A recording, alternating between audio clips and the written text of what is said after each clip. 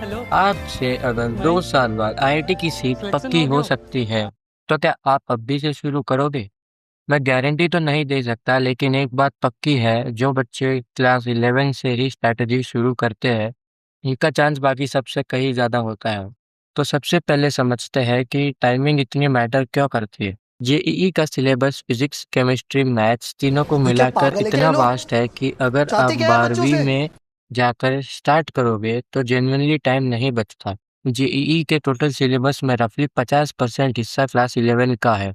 Thermodynamics, organic chemistry, calculus, ये सब 11वीं में आता है। क्लास 11 में आपको बेसिकली 3 चीज़ करनी है। पहली बात, एनसीईआरटी को सीरियसली लो। बहुत बच्चे डायरेक्टली कोचिंग नोट्स पर जंप कर देते हैं, लेकिन एनसीईआरटी आपकी बेस है, बिना बेस के बिल्डिंग नहीं बनती। दूसरी बात, कॉन्सेप्ट्स पहले, शॉर्टकट्स बाद में। 11th में अगर कॉन्सेप्ट क्लियर हो जाए तो 12th और एडवांस लेवल के क्वेश्चंस ऑटोमेटिकली आसान लगते हैं। कंसेप्ट वीक है तो कोई भी शॉर्टकट काम नहीं आएगा। क्या आप उस टाइप के बच्चे हो जो फॉर्मूला रट लेते हो लेकिन एप्लीकेशन में फंस जाते हो? तो आज से ये हैबिट बदलो। जेईई एडवांस आपके कॉन्सेप्ट को जज करता है, रटे हुए फॉर्मूला को नहीं। तीसरी बात, रिवीजन साइकिल बनाओ। जो भी चैप्टर पढ़ो उसको 15 दिन में जरूर एक बार रिवाइज करो। 11th में पढ़ा हुआ भूल जाना ये सबसे कॉमन और सबसे कॉस्टली मिस्टेक है। अब थोड़ा सब्जेक्ट वाइज बात करते हैं, क्योंकि तीनों सब्जेक्ट की अप्रोच अलग होती है। फिजिक्स यहाँ कॉन्सेप्चुअल क्लैरिटी और न्यूमेरिकल प्रैक्टिस दोनों चाहिए। मैकेनिक्स से शुरू करो, ये जेईई फिजिक्स के बैकबोन है। मैकेनिक्स वीक रहा तो पूरा फिजिक्स में स्ट्रगल होगा, लेकिन शुरू में एनसीईआरटी पहले ध्यान रखना। केमिस्ट्री के 3 पार्ट्स है, फिजिकल, ऑर्गेनिक और inorganic. Physical chemistry numerical based है, मैथ्स जैसी। ऑर्गेनिक में मैकेनिज्म समझो, रिएक्शंस मत रटो, और इनऑर्गेनिक के लिए एनसीईआरटी का ही काफ़ी है। मैथ्स में सबसे ज़रूरी है practice. Calculus, coordinate geometry, algebra, ये जेईई के बिग पिलर्स हैं।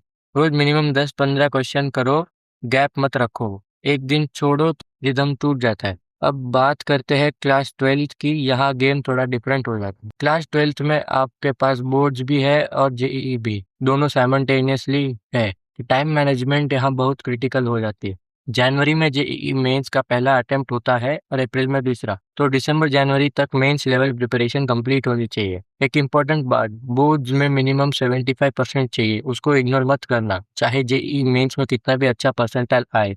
अगर बोर्ड्स में 75% नहीं आए वो एडमिशन नहीं मिलेगा, मैंडेटरी है ये। तो जो बच्चे एडवांस देना चाहते हैं, मई जून में एडवांस होता है, तो फरवरी के बाद से धीरे धीरे एडवांस की प्रिपरेशन में शिफ्ट करना होता है।